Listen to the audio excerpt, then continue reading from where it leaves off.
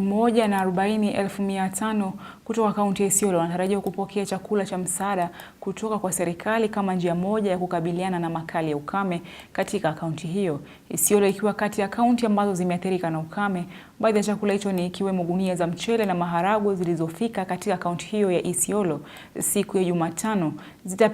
Zitakuwa zinapeanwa kwa wakazi wote kwa muda. Each one of these lorries have a total of 560 bags of both rice and beans.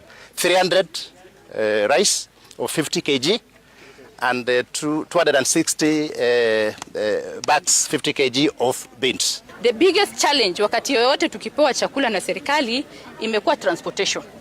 Na nataka kushukuru governor kwa sababu amejiwekea hiyo jukumu. Amesema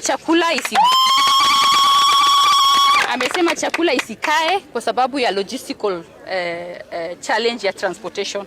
So amesema ikifika tu hivi yeye atahakikisha ameprovide logistic support iende kwa kila sehemu.